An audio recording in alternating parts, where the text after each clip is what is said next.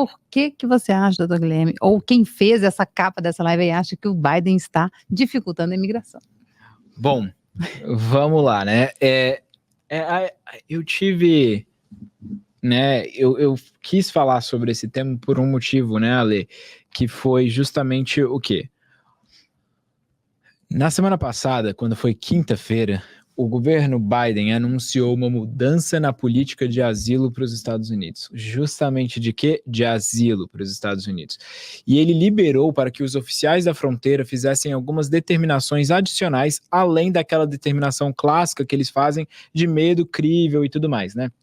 Então agora, os oficiais da fronteira, eles teriam mais poder para negar uma entrevista inicial de asilo, justamente com o objetivo e intuito de dar um basta, né, de segurar os pedidos de asilo de pessoas que estão cruzando a fronteira, o famoso cai-cai, né? Então, esse é o intuito principal do governo Biden. O governo deu essa iniciativa na semana passada, publicou essa normativa que pode vir a se tornar oficial, né?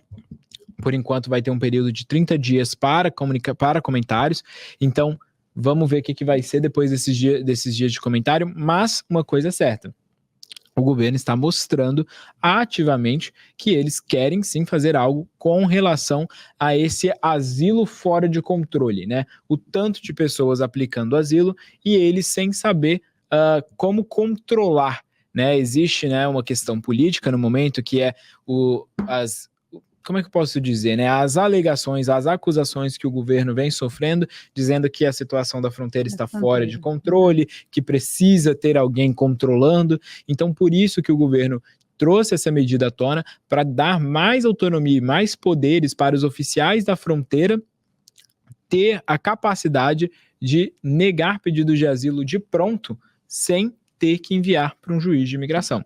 Né? Então, esse foi o objetivo da medida. A pessoa não teria nem a oportunidade, vamos dizer assim, de entrar na fila e aguardar aqui. Exatamente. Porque muitas vezes, né, doutor Guilherme, o objetivo é exatamente estar nesta fila. Porque enquanto a pessoa está nessa fila, ela vai receber uma autorização de trabalho, não é isso? E um social. E aí a pessoa fala, não, tá com a vida em dia aqui nos Estados Unidos. E vai ficar um tempo aí, vamos dizer assim, regular nos Estados Unidos, porém numa fila que lá no final pode dar ruim, pode dar muito ruim. Exato, né, Ale? Mas em contrapartida, a gente também teve iniciativas vindas principalmente do senador Alex Padilha, que é o senador da Califórnia, né? O senador Dick Durbin também, que é o presidente da Comissão de Constituição e Justiça, né? Do Senate Judiciary Committee, que basicamente revê questões legais e tudo mais, também fazendo uma pressão no governo para adotar novos caminhos para a legalização ainda esse ano. O governo não se pronunciou sobre nenhuma dessas tentativas, então seria muito incipiente eu falar aqui que tem uma esperança e tudo mais, né? Vamos ver como é que isso vai se desenvolver, se o governo vai responder à altura aquilo que está sim tendo como pressão. Mas não é certo ainda eu falar assim que vai dar certo, que o governo vai agir e que a gente pode esperar, até porque a gente já passou por isso lá em 2022, né, Ale? Você vai lembrar a história dos Essential Workers, que começou em 2021 e foi. E no final não passou nada. Então eu não quero nem dar essa esperança, nem levantar essa bola, mas eu acredito sim, Ale, que pensando numa perspectiva de dificultar o asilo, a gente pode também ter uma contrapartida que é facilitar a legalização, né? Isso que eu ia dizer, a gente pode pensar assim como uma consequência positiva desse ato, se é que, vamos pensar assim, deixar de sobrecarregar, vamos dizer, um pouco a questão processual. Porque você tem ideia de a gente consegue saber quantos processos, por exemplo, de asilo existem hoje em andamento nos Estados Unidos? Porque, assim, deve ser dezenas de milhares, penso eu. E se de repente você dificulta um pouco, eu não sei, né, não li o projeto, mas assim, ficar pelo menos tendo que ter uma razoabilidade na aplicação, se você, de certa forma, alivia a quantidade vamos dizer assim, a máquina que tem que girar todos esses processos, incluindo asilo, incluindo os demais, incluindo os vistos de trabalho, incluindo os que estão fazendo a legalização das pessoas, isso poderia ser uma consequência positiva, de certa forma, dessa medida ou não? O que eu vejo é o seguinte, existe uma prática comum, né, de que o governo sempre vai dificultar para aqueles que estão entrando pela fronteira e facilitar para os que estão entrando de maneira legal. Né? Inclusive a forma como o governo sempre consegue passar aprovações no sentido de reforma legal, né? Reforma de legislação, de matéria de lei, no Congresso é justamente trabalhando com essa perspectiva. Olha, eu vou dar com uma mão e tirar com outra mão. Então eu vou dar para os republicanos o que eles querem. Eles querem segurança, eles querem mais investimento na fronteira, eles querem dificultar a imigração sem a inspeção, né, que é feita pela fronteira do México, e ao mesmo tempo eu vou dar também o que os democratas querem. O que os democratas querem? Os democratas querem facilitar meios de legalização, né? Então, normalmente, a gente trabalha com essas duas perspectivas para poder dar um resultado legal, bacana nesse sentido.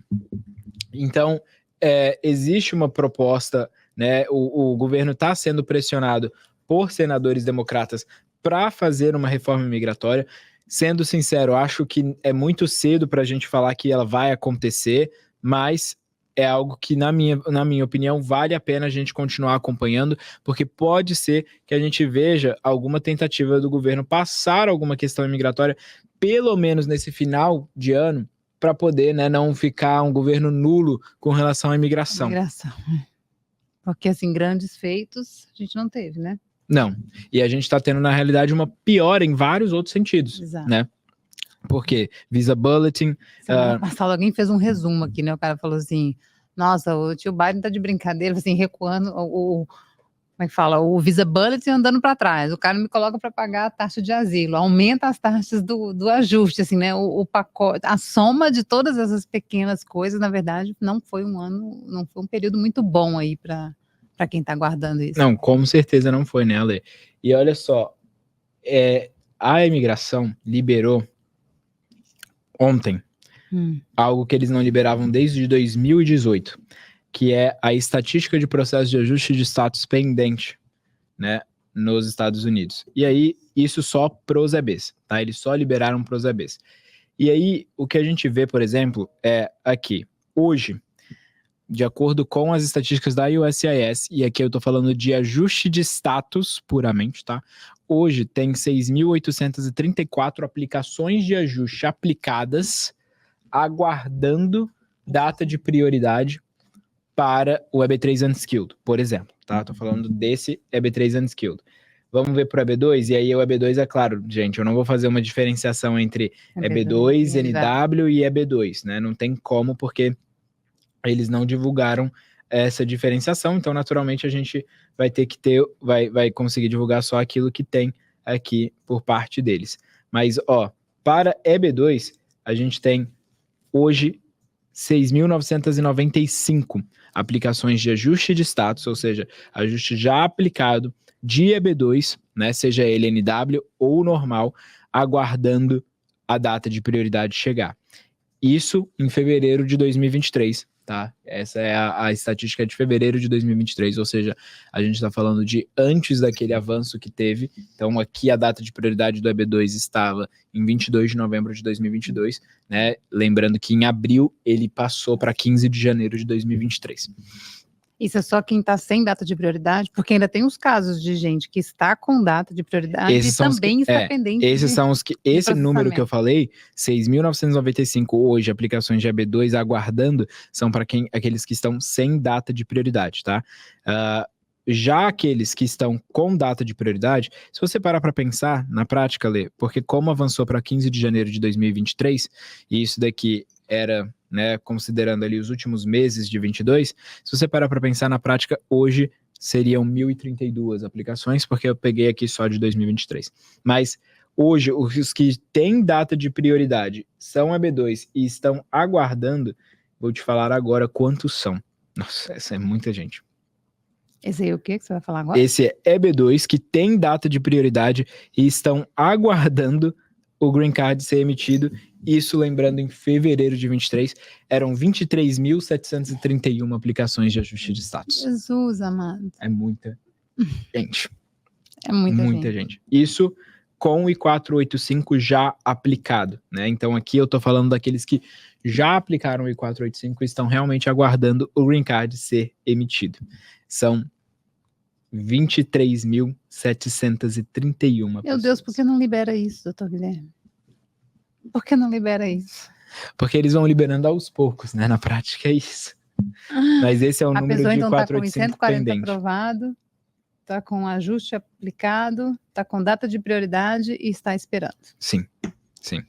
Então, assim, eu sempre trago dados importantes que eu acredito que vão ser bem relevantes para todo mundo, né?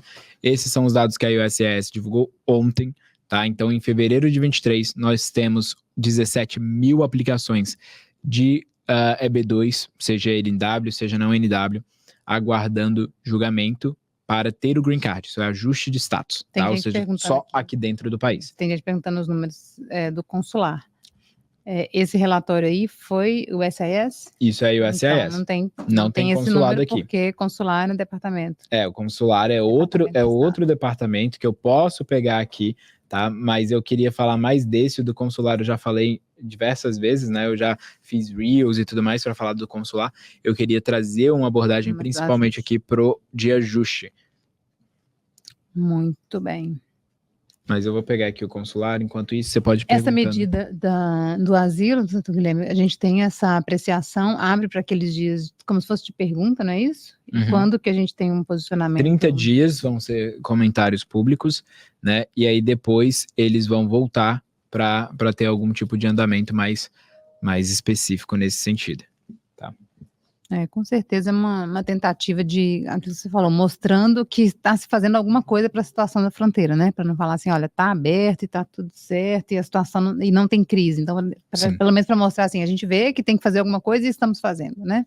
Exato, né, Ale? Porque eles não querem, e aí é o que o pessoal tem que entender, né? O governo americano, ele não quer que as pessoas fiquem entrando pela fronteira, ele quer o quê? Que as pessoas entrem da maneira correta, por meio dos procedimentos e tudo mais. Então, quando entra pela fronteira, o governo americano, ele tenta dificultar um pouco essa situação para as pessoas, né? Naturalmente. Bom, e eu tô vendo aqui, para quem tá perguntando, no mês de março de 2024, foram emitidos 302 green cards por EB2, tá? Tanto NW quanto não NW, por parte do consulado. E aí é muito interessante você ver a diferença, né? Porque aqui, o segundo que mais teve green card emitido foi a categoria do IR5, né? Que foram 81 green cards emitidos.